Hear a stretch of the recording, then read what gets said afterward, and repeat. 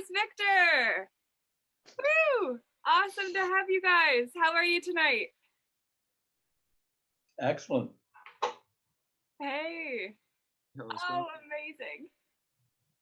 And we've got connection as well. So we've even got generations here with us. So this is absolutely wonderful. If you're not familiar, before we, as more people get on, Michael Seegers and I have been working on the Michael and Laura show. So I was speaking with Michael and I basically said, Michael, we need to let people, I want to understand who Jesus is. I want to understand what the story is. I want to understand, I just want to understand from somebody that has more 40 years worth of training and reading into the teachings of the Ascended Masters, and then to make it also not only just be Michael's perspective, so that other people have an opportunity to contribute as well, because we all have such a wealth of insight. And if we're all just disconnected because our story is a bit different, then it's very difficult for us to come together. And so that's really what tonight is. So I am thrilled to see everyone here tonight. Larry, it's wonderful to have you on. Thank you for tuning in. Jared as well, thank you. And Victor, we have a fabulous gentleman with you as well tonight. Would you like to... this is my good friend, Chaplain Patrick White. And, you know, we met and we're hanging out and we're just, you know, helping out the community best we can, going out, seeing how everyone's doing on the streets, and going up and saying hello in a time where we're supposed to be doing our part and staying apart. So, you know, we're trying to, you know, be gentle rebels, as you would. I love it. Thank you, and welcome, Pastor White. Thank it's you. Wonderful to have you here. And so tonight, what we'll do, it's 7:02, and I want to respect everyone's time. So tonight we're not doing it quite the same way in terms of Michael didn't come with the lesson, because I just said, Michael, just take that off your shoulders. Let's just have a conversation that comes up and goes with who is here, because the energy of everyone who comes to the call is going to bring up something new. So to start out tonight, I'm going to get us set up. So we're going to stream over live onto Facebook as well, and I'll get that set up while we're kicking off. The meeting is already recording, so I'm just going to do a little quick. Hey, Laura J here with amazing people for tonight's call, where we're going to be talking about who is Jesus and why does his story matter. And Michael Seegers has joined me with the starting intro point, and then we're going to see where the call goes from here. But Michael, welcome. Thank you, Laura. Thank you. And yeah, I'm just going to let you take it away. No pressure.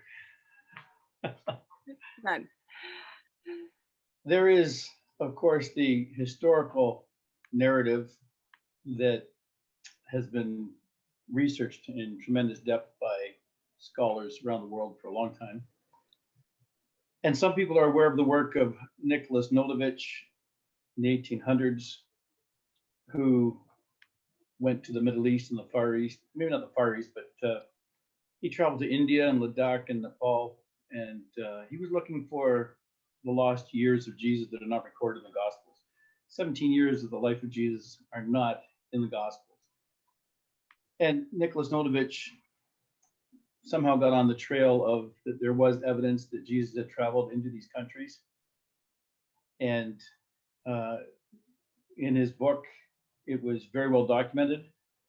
It was written about again by Elizabeth Fair Prophet about 20, 30 years ago, Lost Years of Jesus, detailing the work of Nicholas Notovich.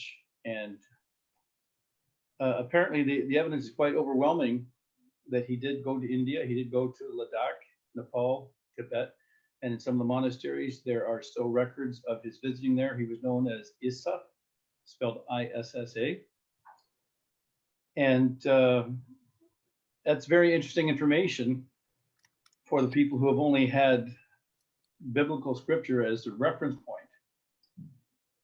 There is other interesting work that was brought out about 30 years ago in a book called The Holy Blood and the Holy Grail, and the sequel to it, which was the Messianic Legacy, Michael Bajan, Henry Lee, and a gentleman named Lincoln were the scholars who put together that material. We also have interesting historical reference from Elaine Pagels, who is a professor of religious studies and has written extensively on gospels that are not part of the mainstream Bible. And it brings up interesting questions: what books were included in the Bible, which books were excluded from the Bible, when the Bible was created, why it was done. Apparently there was a political agenda with respect to what people were supposed to know or what they were supposed to believe. We discover in Catholic doctrine that asking questions is pretty much not the way they work. And they tell you what you are supposed to believe, regardless of what evidence may exist that contradicts that. And so people from different walks of life have very different understandings of who Jesus was, or who they think he was, or who they understand him to be. And no doubt there's a lot of controversy around that subject. What I bring to the conversation is a radically different perspective. And that is a perspective based on who Jesus actually is. If you were to sit down with him and have a conversation with him, he would tell you the types of things that I will speak about tonight. It's an uncommon type of knowledge. It's not a knowledge necessarily gained from reading books or doing research.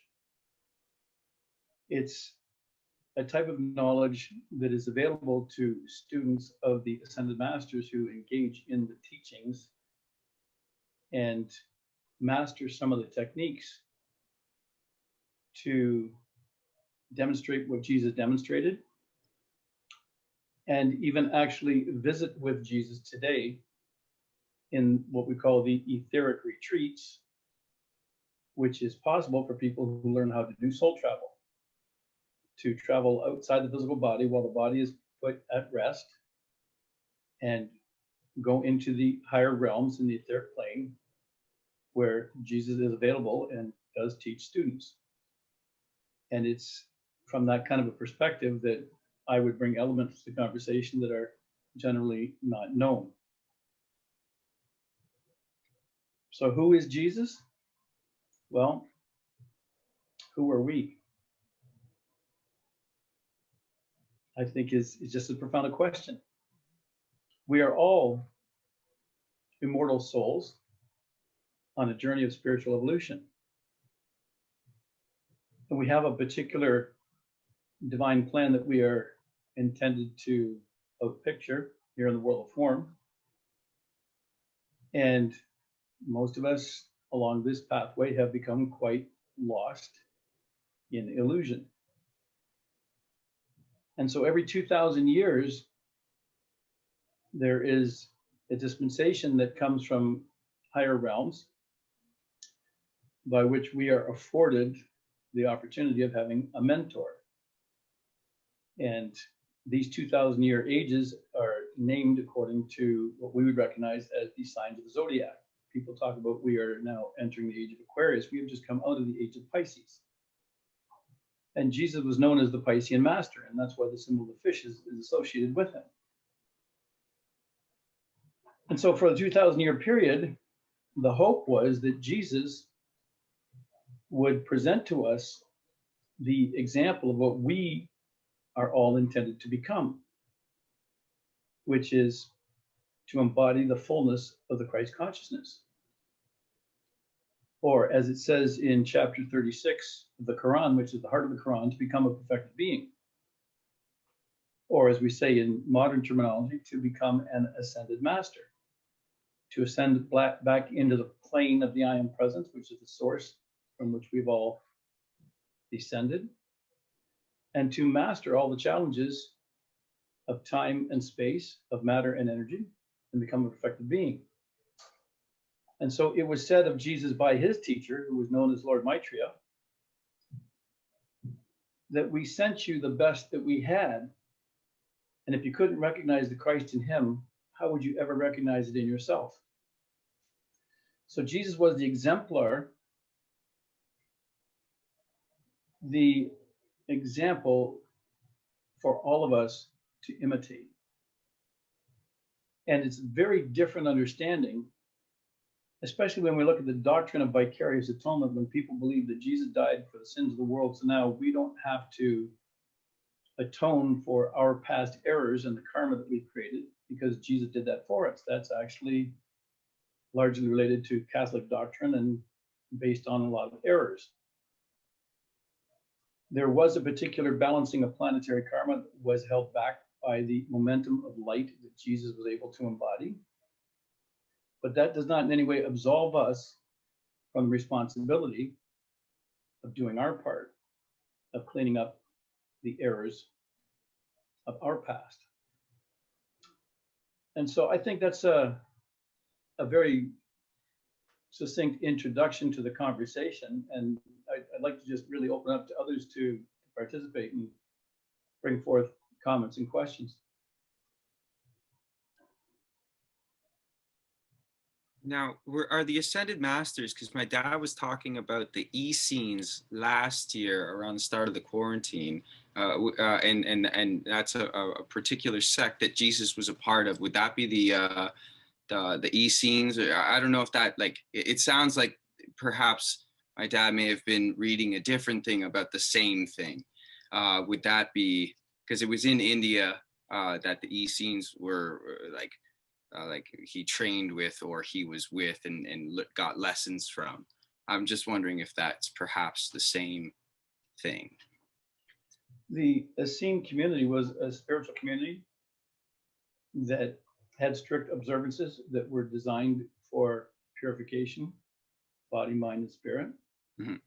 And much of that teaching actually originates in India in far more ancient traditions that is very common throughout Buddhism. And so when we go deeper into the teachings of the Ascended Masters, we actually discover that Buddhism is an interplanetary discipline. There are Buddhas on many planets. That's cool. And what Jesus taught was really not different from what the Buddha taught 500 years before him. Mm-hmm. And so becoming a perfected being, becoming an Ascended Master actually occurs largely through yogic science. Yeah, like the universal law, right? Where this everything exists within like this realm, but it's largely influenced by the abstract within all of us. Like meetings of minds, like shape the world, later, kind of thing. Well, we actually shape the world by our thoughts, our words, and our actions, and more powerfully, I would say, by our words. It's no different for us as the drop in the ocean than what it is for the entire ocean. And in the beginning was the Word, and God spoke the universe into existence with the divine logos, the Word coming into manifestation. And we, as emanations, as individualizations of that divine source, we're all part of that same God energy, and we all bring into manifestation our world through our speaking. Yeah. This is what makes prayer so powerful when prayer is properly understood and properly utilized. Yeah, because I'm currently studying Indigenous wellness and addictions prevention at Six Nations Polytech in Brantford, Ontario, and we do a lot of medicine wheel teachings where on the medicine wheel you balance your physical self, your mental self, your spiritual self, and your emotional self to have thoughts that reflect actions within the physical realm.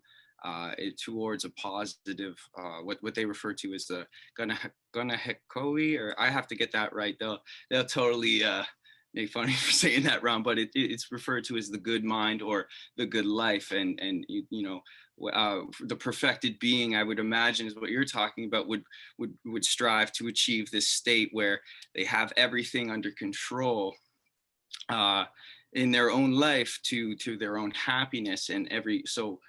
they get their daily bread, and that's secure in everything that they do. And then anything else on top of that goes back into what's referred to as a community. That's from my understanding. Yeah, well, it sounds like a very similar foundational teaching.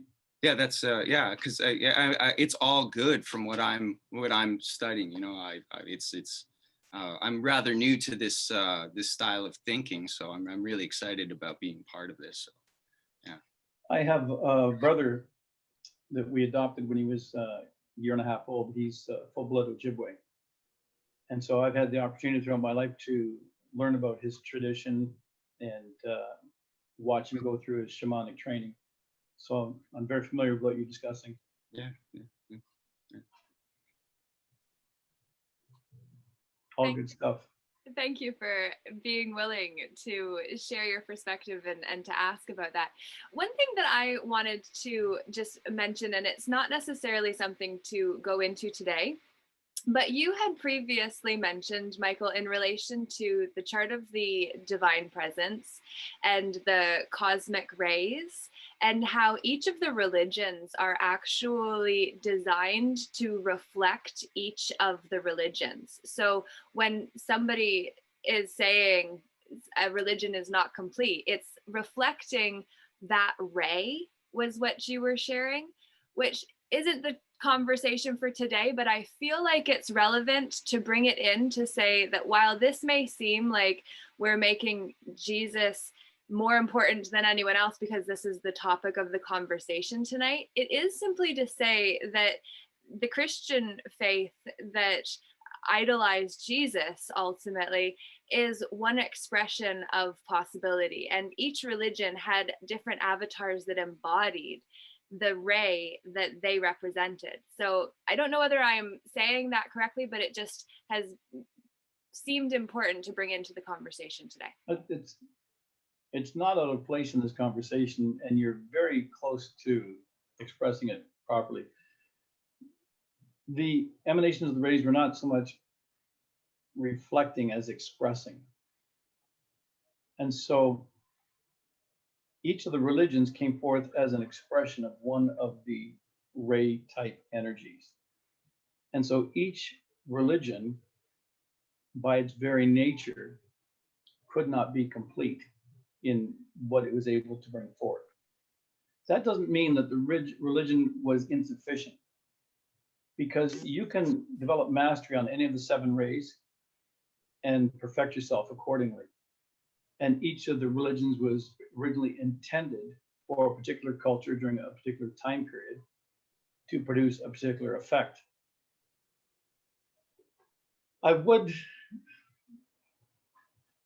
go back though and highlight the importance of Jesus from a different perspective. I remember that my martial arts background began when I was 8 years old. And I trained predominantly in judo until I was a teenager, and then I got into karate, and then Bruce Lee came along, and I very much really enjoyed what he had to bring forward. And so by the time I was a teenager, I had left the Catholic Church and became Buddhist and followed the path of Tibetan yoga for many years. And somehow had not really appreciated the proper perspective of the importance of Jesus. That is very much changed in my life now. And what I've come to understand in terms of the spiritual hierarchy is that the role that Jesus plays in our lives is so profoundly important that we absolutely want him to be a part of it. And we want to have a relationship with Jesus. And we want to really pursue our spirituality to really bring forth what Jesus wants us to bring forth. He stands as an intermediary between us and a particular karma that we have created going back millions of years that is so burdensome that if he were not standing there between us, we would be crawling on our hands and knees because the weight of it is that immense. And so Jesus does play a profoundly important role in our spiritual development. Can you speak deeper into that for anyone that may be new to that idea as to what that means and what it would mean to even be able to ascend to meet the Christos consciousness? Well, let's talk about simple science, laws of cause and effect. Isaac Newton demonstrated for every action, there's an equal and opposite reaction. And so everything that we do, everything that we say, everything that we think comes forth from our source energy as a vibration that goes out into the universe and produces an effect. We are solely responsible for that. So if you express something harmful, something that produces pain, something that produces disharmony in the life of another individual, you alone are responsible for that. Eventually, that energy cycles through space and returns to you. It returns to you multiplied, amplified, and it lies at your feet as a burden that requires correction. And we call that karma. Then there is the karma of community, the karma of the planet. If you drive a car, the car requires gasoline. Well, what does the planet have to suffer to produce gasoline? From the oil wells, the transportation, the atmospheric pollution, just to put the gas in your car. Then your driving of the car. What did it take to assemble the car? The mining of the material, to smelt the iron, to make the steel, to build the car. Maybe somebody had to cut down a forest to make the mine, to get the minerals. All of these things have a consequence. And by your participation in the act of owning and driving a car, you share some accountability, some responsibility for the burden that's placed upon the planet for that. But what happens with the food that you eat and the cows that got killed to make the steak on your dinner plate? Every action that you participate in, directly or indirectly, you have some accountability for. And this is karma on a larger scale, and it's not generally considered in most people's thinking. Well, now what happens if your society is involved in weapons of mass destruction, nuclear radiation, atmospheric destruction, ecosystem, all the things that we're guilty of? And this is not new today. This has been going on for hundreds of thousands and millions of years. Man has been on the planet a lot longer than most people imagine. And so in the hierarchy of ascended masters, we discover that there is a group that are known as the Lords of Karma. And they are responsible with dealing with that energy and keeping everything in balance. And by the grace of their higher science and their ability, hold on a second, my computer's just doing something. Sorry about that. By the grace of what the Lords of Karma are able to do, much of that burden that we have created has been held back so that we don't have the entire weight of it. There it goes again, just a second. I wish I could turn that thing off.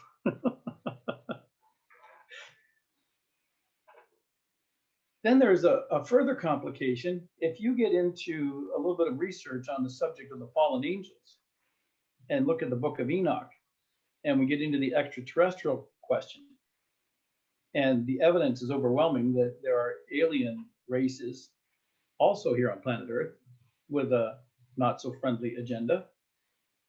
And the karmic equation becomes interplanetary and intergalactic.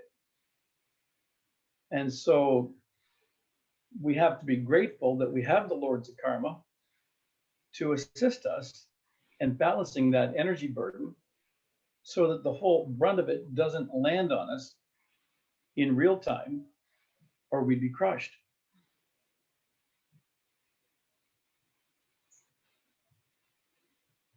I've gone far afield with that one. You went the perfect distance for someone to be able to share a perspective or a question. Bergie, welcome. No problem at all. Thrilled to have you here. And it is a open forum where we do welcome you to share your perspectives or stories or considerations, whatever you feel called to do. It very much is the conversation that is really just to help us understand.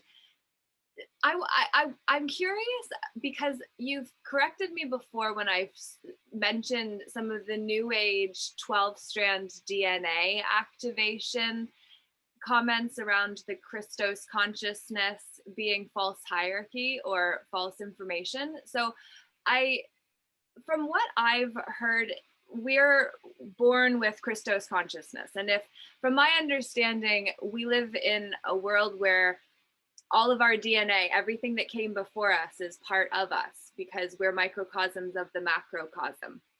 And so we may stand here just as I sit here as me, but I sit here as a reflection of everyone that came before me in order to bring me here, which would then, if my understanding of Jesus's story is that he did have children and does have a bloodline here after the crucifixion and all that we'll be going through the motions of next weekend. If we don't understand the relevance of and the significance of, which is part of the reason that I indirectly said, let's do this call tonight, not even realizing that it's Good Friday next Friday, because I was just in the moment of this needs to happen. And so we scheduled it.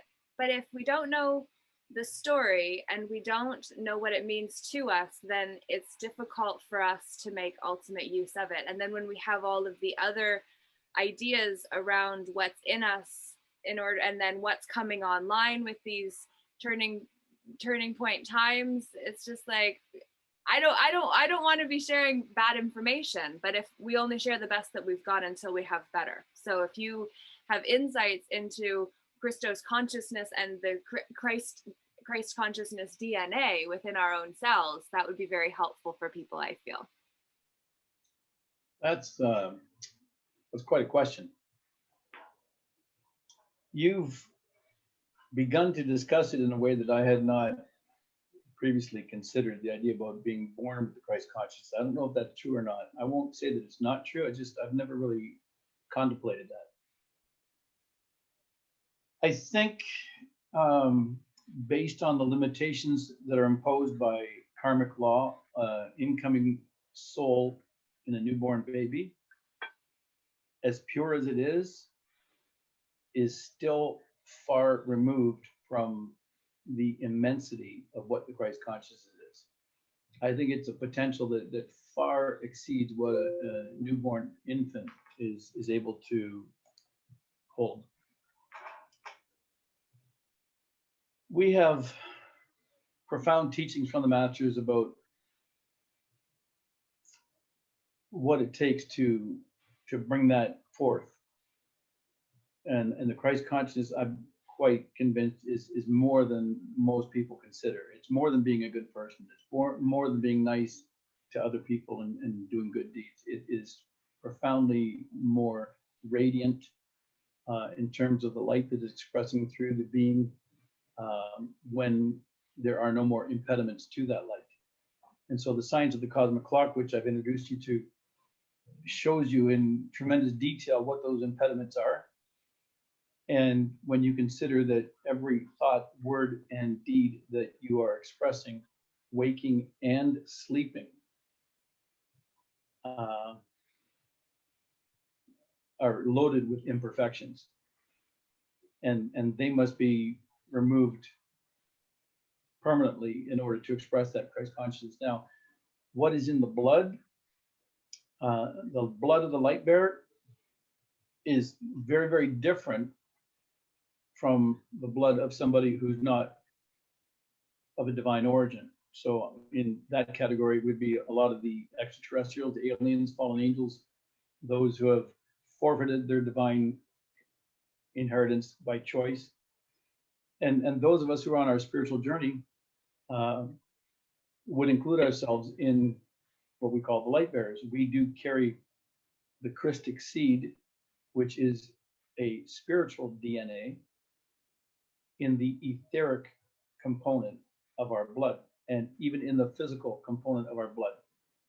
And when we talk about a lot of the horrors that occur on this planet and the whole human trafficking industry and that whole other conversation, there is a reason that the blood is so desired, and it's largely because of what the blood contains as the spiritual component, which is the seed of light. It's the Christic seed. So we all have that, not just at the DNA level, but in the cellular material, and then on the etheric level. So everything that we have as physical blood, we also have existing as etheric blood. And there is an actual spiritual DNA embedded in that. And one of the things that's interesting about the process of going through the ascension, Jesus demonstrated a physical ascension. It's not commonly done as it was 1 million years ago or 10 million years ago. It's more difficult now because it requires the balancing of 100% of your karma. When one goes through the physical ascension process, the ascension flame is actually passed through the physical body, and it raises the vibrational frequency to such a level that the blood in the veins turns into liquid golden light. And what is left of the physical body, at best, is a small pile of ash. Often there's nothing left. And then the person is standing in their ascended master light body. So that Christic seed in the blood is the seed of light that actually is involved in the transformative process of the ascension. It's a necessary component. That ties right into what I was just recently reading about the gene therapy that's currently underway that is altering the Christos DNA within us to create a synthetic component within the original that ultimately is an attack on our natural being and is attached to a very satanic agenda that's been playing out for a very long time.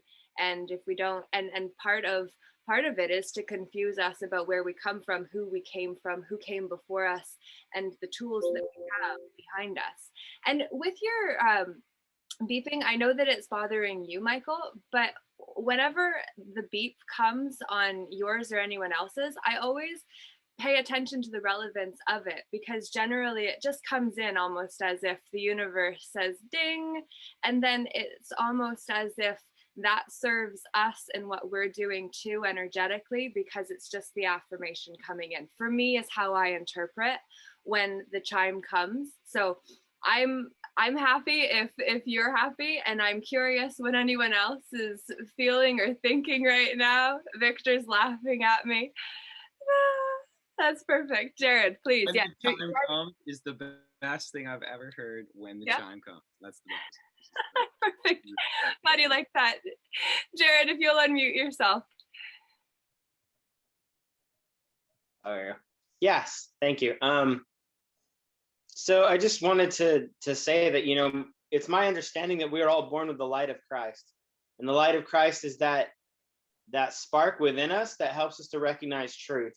When we hear truth anywhere, no matter what religion it comes from, or what philosophy or ideology or math calculation we find it in, that truth resonates, and it resonates on that vibration that's the same as the light of Christ that's within us. And so as we hearken to that light of Christ that's within us, it leads us to more truth. And the more truth that we ascribe to and understand, the greater our vibration can be, but also the greater truth that we can have to share with those around us and help them to raise their understanding and increase their light as well. So that you talk about Christus spark in your DNA, but I know the light of Christ is within all of us when we are born. That comes just as part of who we are as eternal beings, that we have that spark of deity and understanding that will lead us into all truth. And it's a gift that we have that is like a, you call it a conscience, or you call it a whatever you want to call it, but it's the light of Christ that leads us to truth. And when we don't listen to that, or when we tune that out, we are subject to be misled. So Well, there's that no was my question. sense. There's no question we all have a Christ consciousness. There's no question that we all have a Holy Christ self as part of the fullness of being of what we are. I think the point that I was really wanting to make clear was the fact that we don't necessarily express our Christ consciousness 24/7. Right. And it is the self-mastery that is required that will make that possible, that the only thing that we're ever expressing is the purity of the Christ consciousness. That's really the goal. Concurred. Larry, did you have something you wanted to share? Nothing in particular. I guess it's interesting. I years ago, I took the Gnostic course that was in London, and it kind of reminded me of some of the deep philosophical questions that was going on at the time. And I found it absolutely fascinating. And so some of this conversation is very much like that. And so it's interesting, things I haven't thought about for years, actually. Awesome. I'm thrilled that you came tonight. I'm glad to be here. Thank you. Dave Clark, it's great to have you on the call. Thank you for joining us tonight as well. Yeah, thank you. I'm just a little bit late getting in, but I'm enjoying the discussion, and we'll keep monitoring. Thank you very much. You're absolutely welcome. And if you had a question or a contribution about your perspective, please feel free to share that in this safe container that we've created with each other's energies. Well, in terms of Jesus, it's interesting to see humanity struggle with the obvious. That's what is so interesting to me. I think humans have a tendency in general of doing everything except what's right until the very last moment, and then either on a deathbed or when life becomes really tough, then they'll turn to God. But it's really interesting to see human behavior that oftentimes people have to be taken to the very bottom before they'll realize that life has so much more to offer. Yes. I don't know whether that's Jesus's DNA or the Christos DNA that makes that the challenge, but that does tie in with the good and the bad wolf that are waging a war within us, that are fighting. And it's just like, for me, and I said to you, I said to Michael early on when we met last year, as I've been on a deep path and a lot of different rabbit holes, more than new age stuff, avoiding religion, because I couldn't believe that one space has everything, when it's like, from my perspective, this whole world is the library that we're pulling from. And so for me, it's just like, I just couldn't get behind the idea of sin. So and Don Miguel Ruiz, I like his definition of it being when you speak ill against yourself or someone else. But I share that as context to say that I'm not a religious person, though I have become very faithful, and I've started to wear that more proudly, just simply because I feel like it's needed. And we are in the final hours for humanity, I feel, where we really are at that time where we're under attack, and the attack is subtle because they're using all of the tactics and tools that have been kept secret in the Gnostic societies or secret societies that have made it so that you had to make a vow in order to gain access to the information. And so for me, it's been very important to pull off some of that mysticism and to just make it so that people are celebrated and we understand we could be somebody that future generations write about our legacy and how we came here and we chose to do well with our lives, to transmute the karma that we came here with from previous lifetimes and we're here with now. But I give that as context to then simply say, last year when Michael and I were talking, one of the things that I said is, it's just like, well, like, what if Jesus was actually Satan? Or like, what if it was a way that it was, he was like, he could be good or bad. Like he had to choose to be good from my perspective. And it's just like, I've been working with all of this and Michael's been working with me through it all. Cause it's like, well, like who was this man? So that's part of, in truth, and for those that want to judge me because I just said about that potentiality as a consideration, please judge away, for you only judge yourself, for we are all mirrors to each other. And I don't claim to be perfect. I just claim to be seeking truth, however that looks, and without attachment to what box that truth is found in. So I say that because it's like, from my perspective, anybody that has a tremendous amount of power can either use that for good or can use that for tremendous evil. And it's the individual themselves in that moment that has to choose. It's like, I remember when there was the only time in my life when I've really almost actually knocked somebody out.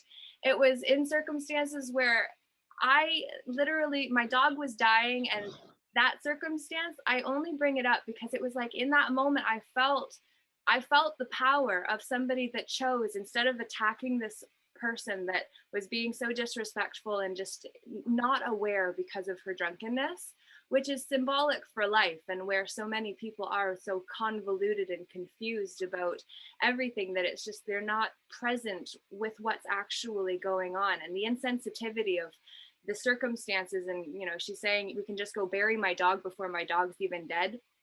And the third time when she said it, I almost pulled back and knocked her out. And then instead, I just pointed my hand home and I said, you take her home, to the other people that were with us. And they took her and my dog died. And it was like, in that moment, though, I knew that I could have done that, or it was like, I chose not to. And I chose the path that I feel like Jesus would have in that moment. And it was like that moment in my life where it was like, that I feel like I made a good choice because I didn't choose violence, but I could have very easily. And I feel like this long story leaves the floor open for someone to respond to it. Laura, I love what you said about Christ and Satan, because it's just like the two wolves, you know, that you have which one do you feed, but also life is a mirror and we're reflecting reflections on each other. And so if you think about what's in the mirror, is it the same thing, or is it the exact opposite? It's the exact opposite that's in the mirror. And so when you think about Christ and Jesus are there in the mirror, and they're exactly the opposite. Christ sets free, whereas Satan's goal is to enslave. And so when we talk about that relationship between choosing what we're going to do, Christ's choice set us free. If you chose violence, then you would receive the reward of that choice, which might have been incarceration, which might have been, further hurt and further injury. And because you chose the higher road, because you chose to follow that Christ consciousness in you, you felt that freedom of that choice. And I think that's a really a great point, that it's the exact opposite. It's the exact reflection of between the two of them. I would add to that all questions are valid. It doesn't matter how wrong the question might seem. An honest discussion would permit any question. How else do you learn?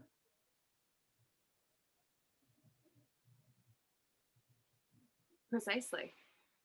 So with that question, and that, I know that's not your perspective necessarily, but and in the year while we've kind of been bouncing these ideas back and forth, how would you speak to somebody that maybe was doubting or maybe was questioning or so unsure, or how this they've twisted in their own mind? Or because we can easily do that, because the mind, we like patterns, and so if there's a missing gap, we tend to fill that information in. It's like with telephone, it's like it starts as one thing and then it gets to the end and it's a completely different message because somebody missed something and then they just made it up as best they could and then passed that on, and then everybody's just doing the best they could, and it's like sometimes by the end the message is completely different than what it started out as. Well, there's a number of angles you could take with that one. Jared had just said something about choosing, and I've always, for at least 20 years now, had a phrase that I like to fall back on, which is discipline is the foundation of freedom.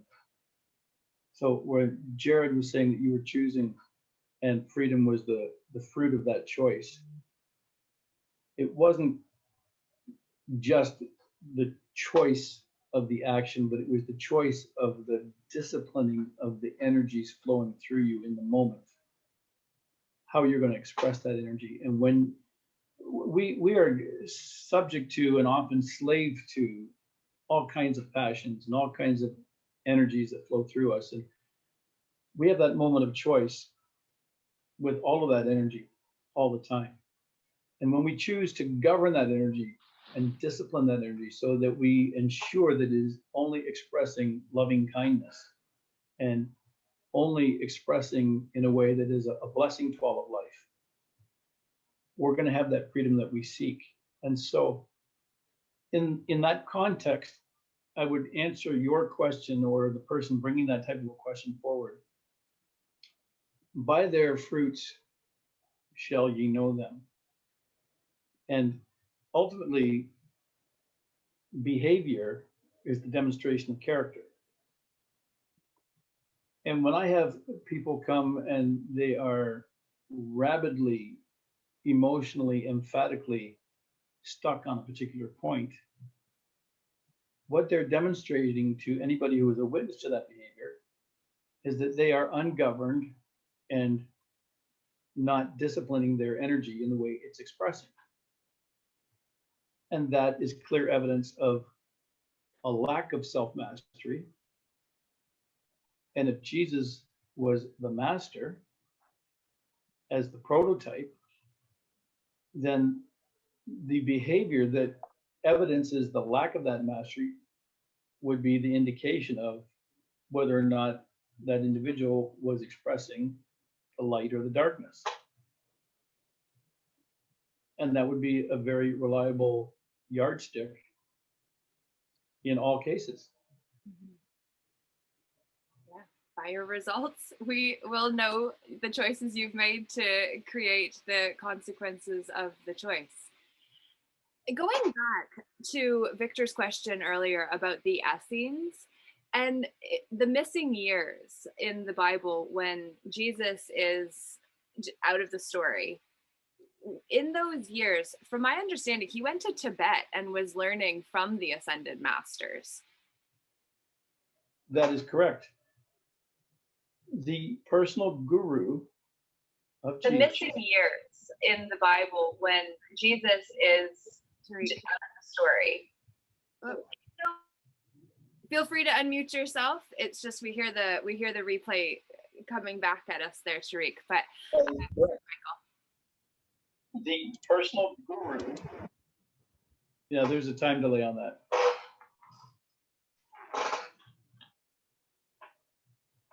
Yes. And the personal guru of Jesus is Lord Maitreya. Lord Maitreya is known in Buddhist scriptures and in older Hindu scriptures. When you study Vedic literature and read in what is known as Srimad Bhagavatam, which is about an 18-volume set, about 40,000 words, history of what was happening in the world at that time, going back tens and hundreds of thousands of years, you encounter the name Lord Maitreya all over the text. And he is known as the Buddha who will come again. Lord Maitreya holds the office in the spiritual hierarchy, which is known as the office of the cosmic Christ. And he is still today the personal mentor of Jesus. And it was in Tibet, and I think even possibly more so in Ladakh, where Jesus spent time with Maitreya and was trained in the advanced techniques and the advanced initiations, whereby he could develop and express total mastery over the physical elements. And that's how he was able to perform the miracles, change the water into wine, walk on water, heal the sick, raise the dead. All masters have that ability. It is, as I said, by yogic science that attainment is possible. And that was largely the type of things that Jesus was studying with Lord Maitreya. All masters have that ability. Shoot, sorry. Science. I'm just going for the comments. I'm trying to, I got the same thing as what Tariq had. You can't pause it. Oh, it won't let you pause it? Oh, okay, well that doesn't work. Sorry, guys.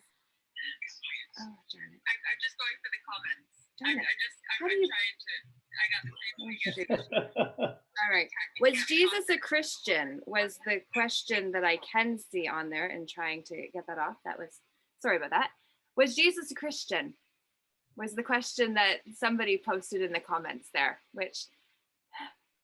That's an interesting question, because the word Christos is a Greek word that means the anointed one. And the origin of that word is actually in the Sanskrit. And in Sanskrit is Krishna.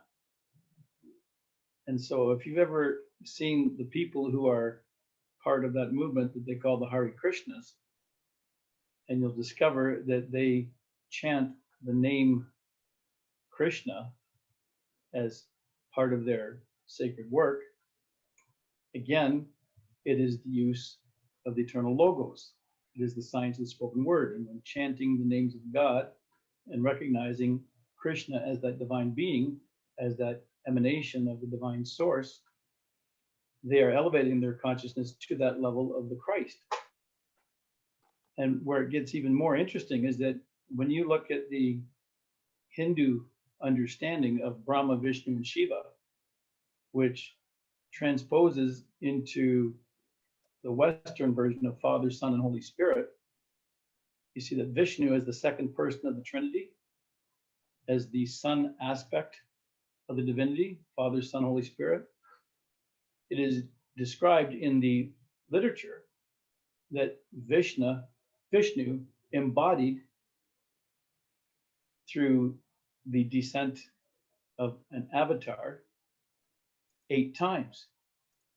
And one of those was Lord Rama, whose life is written in the Vedic literature called Ramayana. But one of the later embodiments was as Krishna. So Vishnu, the second person of the Trinity, the aspect of the Son,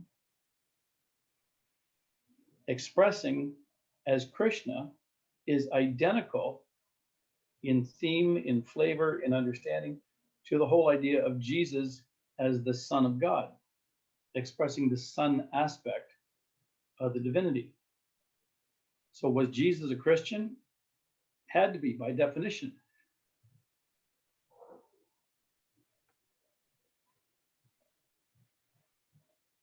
Excellent. Anyone else have any questions that you might want to ask or put forth? glad you had to handle that one. It's awfully contentious to speak about religion publicly, especially when you're doing it and people can comment without having to show their face, because the anonymity sometimes makes it so there's a lack of respect included, which isn't to say these questions were, because that was a respectful question. It's just, I feel like it's important to say that around a topic as controversial as religion, I feel like it is a really amazing reflection of all of us who have tuned in today to be able to have this conversation respectfully, and to be able to not even agree about everything necessarily, but to be able to feel the truth for ourselves, to be able to really understand what it takes to be able to cast the shadows out of our own inner kingdom, so that we can become more Christ-like, and that we can. Is it possible for people to really not harvest the Christos consciousness, but to be able to really enlighten ourselves further, faster, without doing spiritual bypassing through external substances or opportunities that, you know, you jump through some steps and then you ultimately take them backwards because you needed to get them somehow, and the universe isn't always kind if you do it irresponsibly? Fantastic question. The masters have a phrase, they talk about storming the gates of heaven by force. And we are told in no uncertain terms that heaven is not attained through mechanical means. And so it is by God's grace that we achieve that final at-one-ment, that reunion, that coming home. And it is through the agency of the Holy Spirit, and is through spiritual practice, that we most effectively accomplish that. And so when we look to the outer world, in the world of form, and we look at what is popular in the day, whether it is the use of psychedelic drugs or hypnosis, or they have now the brain entrainment technology where you can listen to hemisync sound waves and different types of music. This is generating states of consciousness through external means, which means that you're not doing it yourself. And so as soon as you give that up, you forfeit the self-mastery, which eventually you have to come back and deal with. We are here to become ascended masters. The purpose of life is to become an ascended master. Jesus said, all these things and even greater things will ye do, because I go unto the Father. And I remember being a little boy in a Catholic school saying to the priest, where is the how-to book, please? If Jesus walked on water, and his promise was that I could be able to walk on water, where's the manual? I want to know how to do that. And that was, Yeah, come in. Pardon me? Oh, sorry. And so that was not the kind of question that was really welcomed in the tradition that I grew up in. But the statements are clear. If you trust the scripture, all these things and even greater things will ye do. Well, let me see. He walked on water. He raised the dead. He ascended into heaven. He said, we will do this too. That means we are here to become as he became. We are here to become an ascended, perfected being. And with that, so for anybody that isn't familiar with the chart of the I Am Presence or the chart of the Divine Presence, essentially at there's a white pillar that is the tube of light that surrounds us at the human level on the earth, with the violet flame around us, which was the gift Saint Germain gave to transmute some of the karma that we've accrued from the past and also this lifetime. And then above by a silver cord, there is the Christos consciousness above the human aspect of us. And then above the Christos consciousness, there is the I am that I am, which is like the picture of God that each of us bring with us to remind ourselves that we're never alone. And so with the Christos consciousness being literally in between us and the I am that I am, divine presence above that, the bringing down of the corona that we're being taught to fear, because that's very strategic for us to fear our own empowerment. The corona is the gaseous aura around a sun, of which we are one too. And essentially it's the halo effect that is when the Christos consciousness and the humanly self merge. Correct? There's no question that there is a merge that is desirable, that is possible. And when the Holy Christ Self does descend over the form, that is the demonstration of the mastery and the attainment. And then you walk the earth as a living Christ. So the Christos consciousness descends instead of us ascending to it, or is it in response to our raising our vibration sufficiently and being purified to the point where that is possible? Eventually, the I am presence will descend and overshadow the form. And in the overshadowing, it's like an energetic overlay on top of us that is purely divine. So when ascended masters walk the earth, and they do, and they are completely unrecognized, because you wouldn't know them if they chose not to make themselves known. They would be standing right in front of you. They could shake hands with you. They're physical to touch. They are in the fullness of their I am presence. because there's no middleman now, since they've merged with Exactly. They have merged with the I am presence. So when Guy Ballard met Saint Germain in Mount Shasta, California in 1930, Saint Germain was there physically with him, expressing the fullness of his I am presence. Fascinating. I am aware that it has been an hour on a Friday night, and it's been insightful conversation, and certainly I am happy to be here for more. I would love for anyone else to ask any questions or make any comments, so that way, if this is something even that we wanted to come back to as well, we don't have to necessarily cover everything in one class. I think this is a great starting point. And so certainly, I guess in the lead up to Easter, it could be a great opportunity for us to do more around after what's come from today. So if there aren't any more questions or contributions, certainly we can. I would have one. Beautiful, Larry. Yes, please. Just out of curiosity, maybe Michael or yourself can answer this question. But I was wondering, in today's environment with, we'll say, restrictions and non-normalcy, what is it that we should be more concerned about? What should be on our minds? What is important now? I guess would be my question.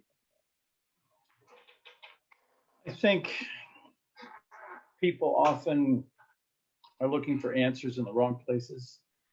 So your question is really good. It is out of hopelessness and despair that the strongest impulse for spirituality arises. And we really need to return to God and seek the solutions in the spiritual dimension.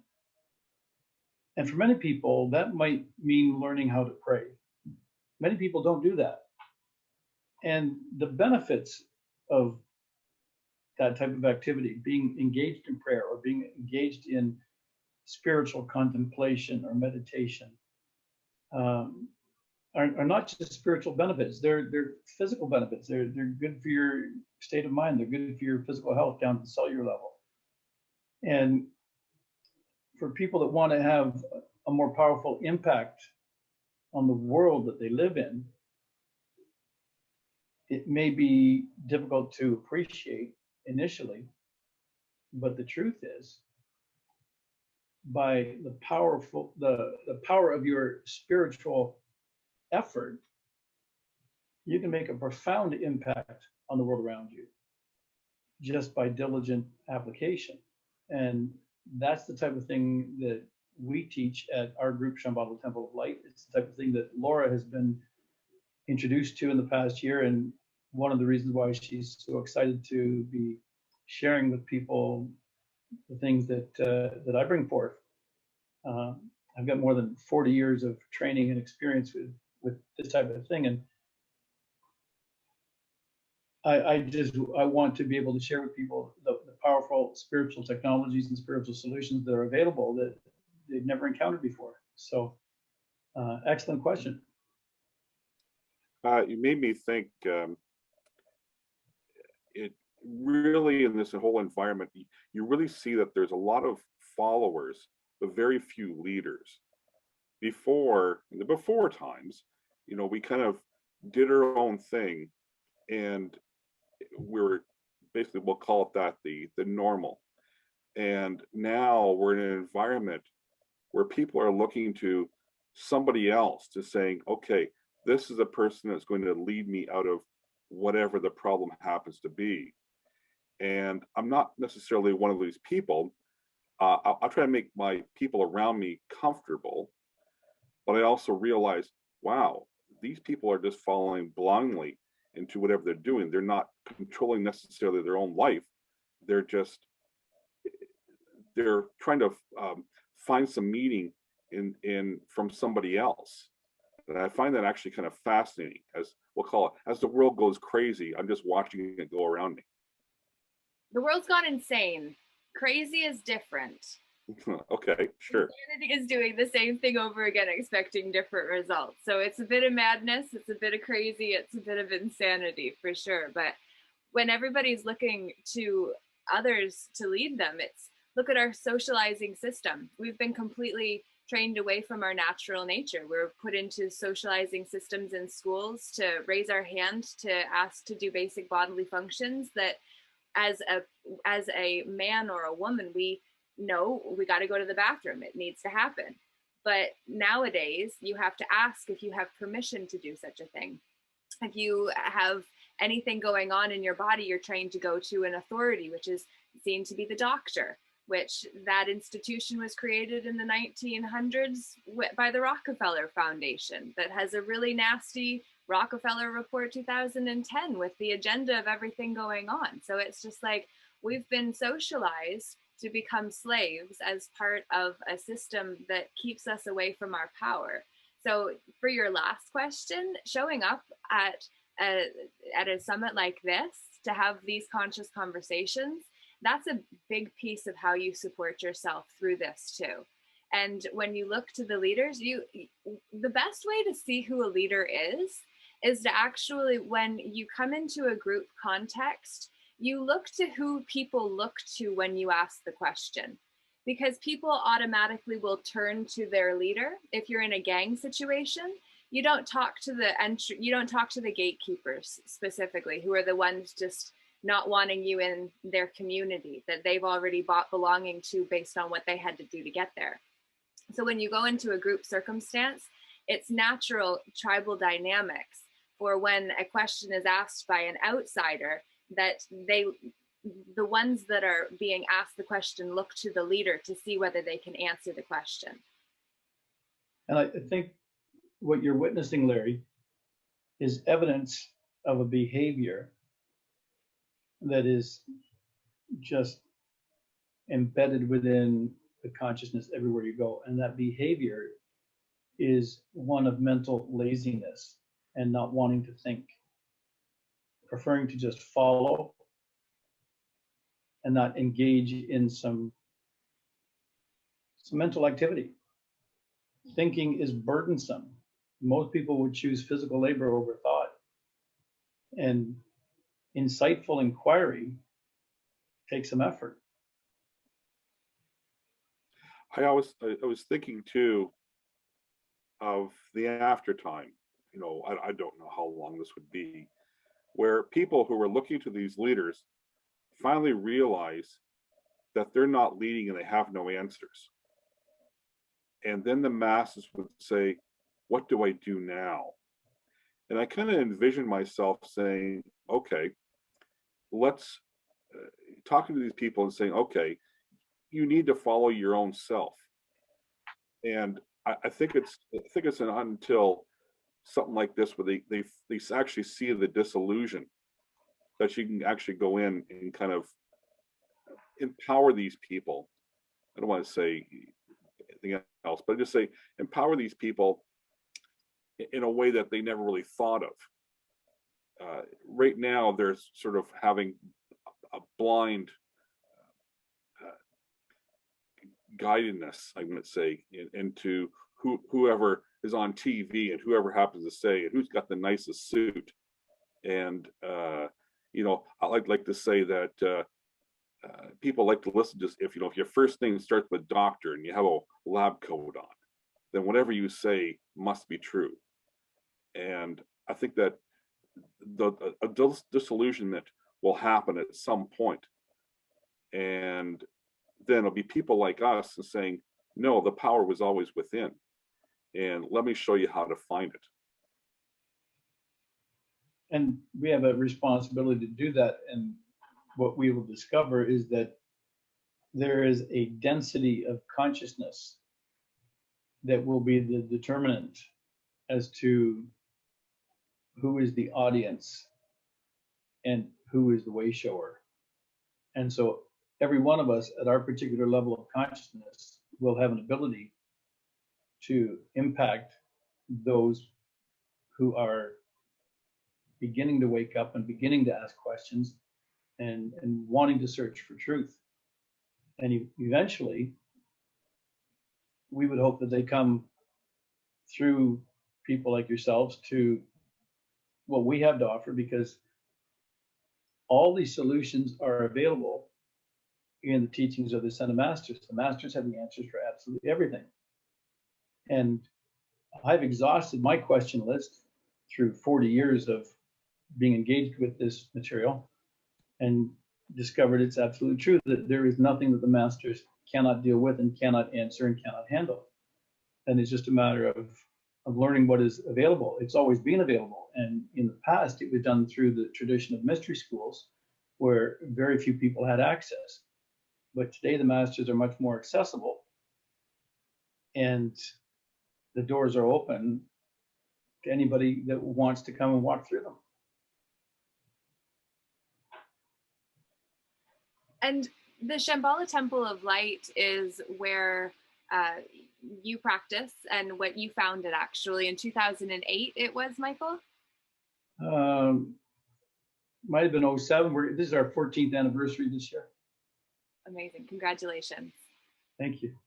Absolutely. And so Shambhala itself, just for anybody that's unfamiliar with what that is in itself, can you explain what Shambhala means just for anybody that might be interested in learning more? Well, there's an ancient tradition that you'll find in the East, both in the Hindu and the Buddhist literature, where it may have been described as the city of light or the city of the gods. It actually did exist a few million years ago on an island in the Gobi Sea. And it is where the Masters, for the first time in a long, long time, made themselves available to humanity. And that was literally in the millions of years ago.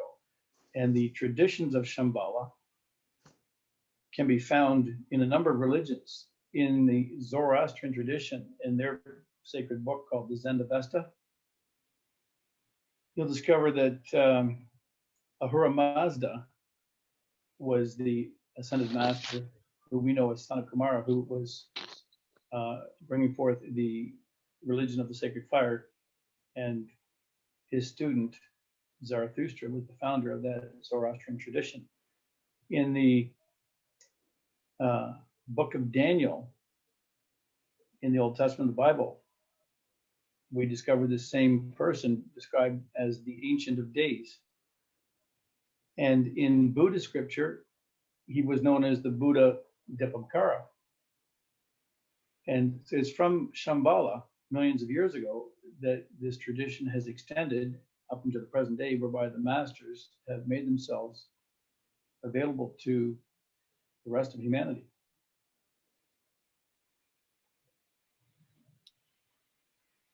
That is amazing information. I have had somebody ask on Facebook whether Jesus walked on water and raised the dead.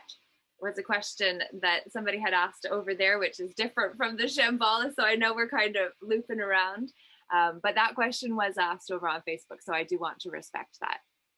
Well, of course he did. And when we take Saint Germain's teaching on alchemy, and Saint Germain was the master alchemist, and he was very well known in the courts of France, King Louis XIV, King Louis XV. He was a very good friend of King Louis XV.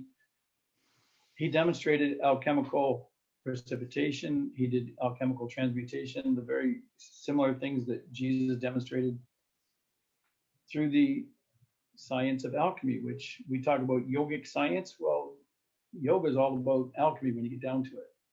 And so in Saint Germain's book, Studies in Alchemy, it begins in chapter 1, in the very first line, talking about 2,000 years ago when Jesus walked on water, how he was demonstrating scientific laws dealing with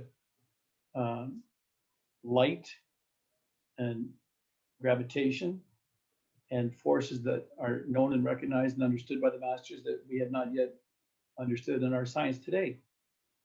And so absolutely, Jesus did walk on water, and he did heal the sick, and he did raise the dead.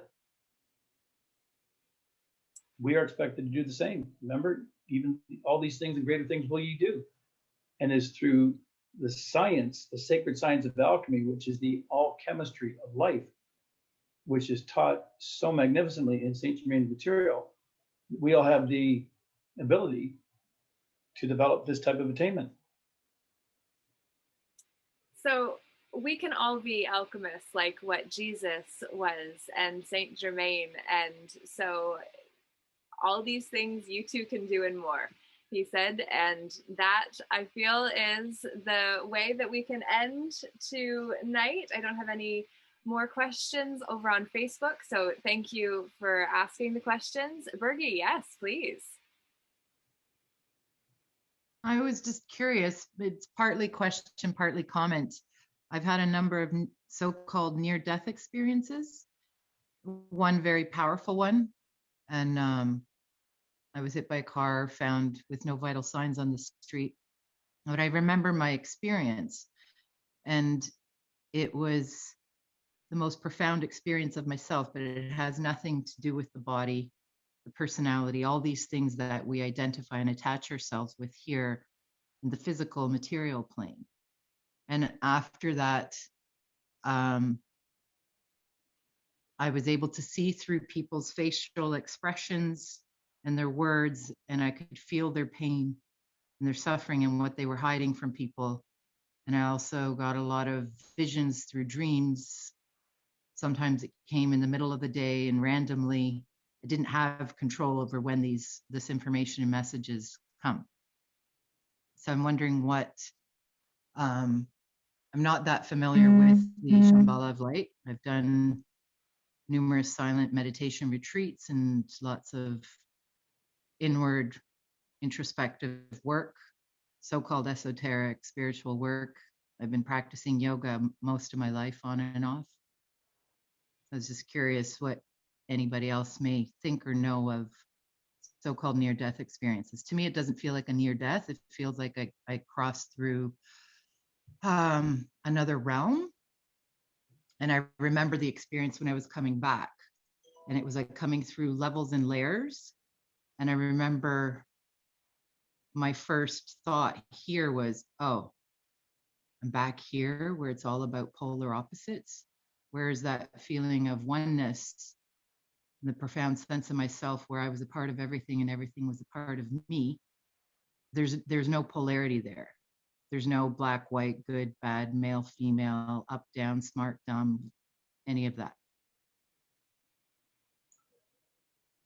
Well, what you're describing is not unfamiliar to me. I had my own experience in 1974, and I was exiting the body. I was lying, freezing to death in a snowbank, and actually given the opportunity to choose. And my curiosity was such that I really wanted to go into the next world. And my conscience was saying my mother would be destroyed. And so I chose to come back, and I came back with the full awareness of the experience of having seen the other side and gone into that world. And so I totally relate to what you're describing. And you have had an impact on a very profound level that has opened up some of the circuits in your higher consciousness. And so now you have perhaps it's a burden at times, to have this experience where more of your consciousness is open and receptive to energies that are not normally flowing. Perfectly normal.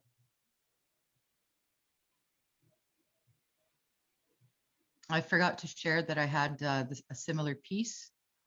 I saw my maternal grandmother, who I'd only met once in my life, when I was 6 years old on the mountains in Bosnia. And she said to me, "It's not your time yet, my child." And then it was like my focus and attention was turned to the side to see. I didn't have the language for it at the time, but subsequently, like a holographic image of my mother. And similarly to what you just shared, that my mother would be destroyed if I had continued and not come back. It's interesting how it's made possible for us to have those type of experiences. In those moments, our consciousness is not as encumbered by the restrictions that are part of the physical plane experience. And so it becomes very easy for someone like your grandmother to come and spend those moments with you and share with you that precious experience. Yeah, I had met her when I was 6, and this had happened when I was 26, so 20 years later. Yeah, life is amazing. Mm-hmm.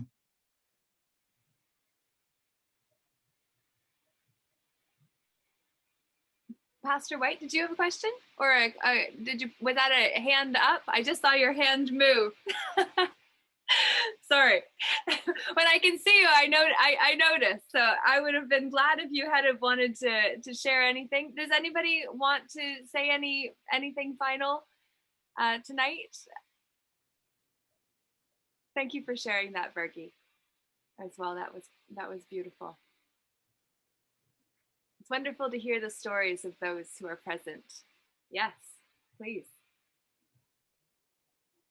I just want to make one comment which I liked, which is the oneness and the tribe. I heard the word tribe as well, and the sense of community, I think, which is, I think the world needs so much of right now. We've got all the comforts and the conveniences, but I think over time lost that sense of belonging and community. And I hope, like, all this work leads to, a sense of community and belonging for all the people who come together on this. So it was nice to hear those words like oneness and all of that. Yeah. Thank you, Tariq. Yeah, thank you. Beautiful. Yeah. I will say how interesting this was. I've been very quiet tonight for several reasons, but I would like to come back again, because there are many things that I've asked my friend not to say, but I'm actually the bishop for the Chaplain's Office of Canada. I teach theology worldwide, and it's very interesting. I also have many strange things and happenings, but in Jesus, part of what you were talking about, whether you realize it or you may have, I'm Jewish, and we have what we call the mystics of the Kabbalah. Have you heard of the Kabbalah?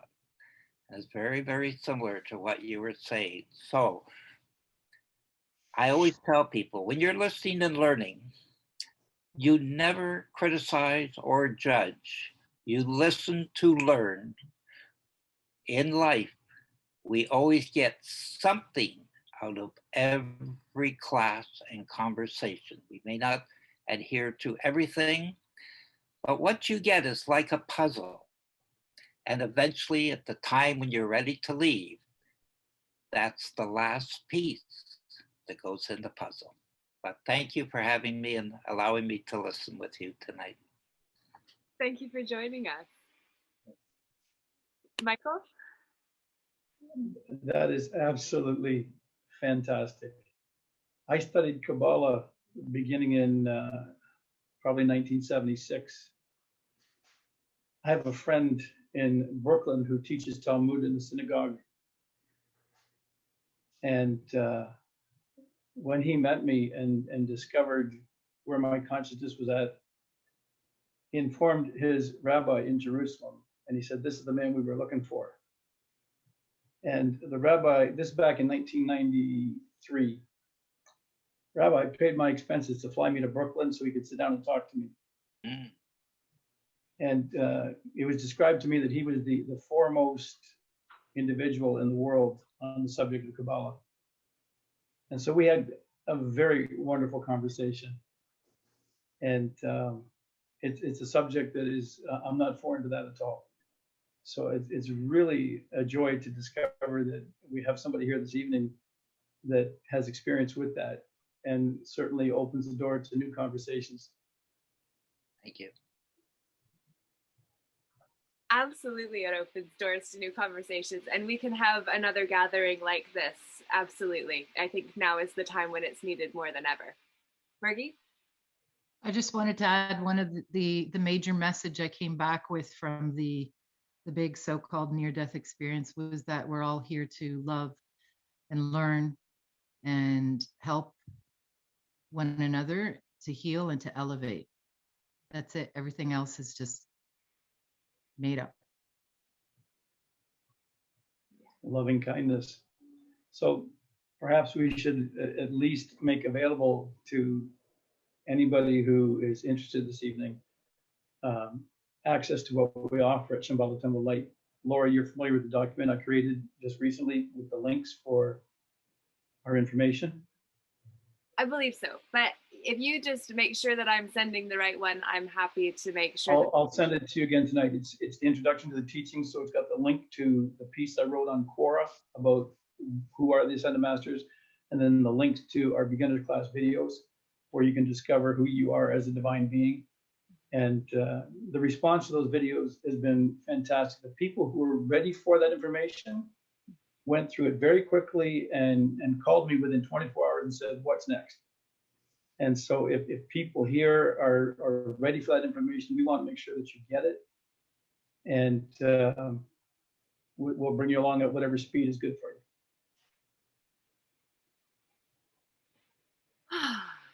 So if anyone that is watching the replay is interested in gaining access to that information, I'm happy to make sure that you get that information as well.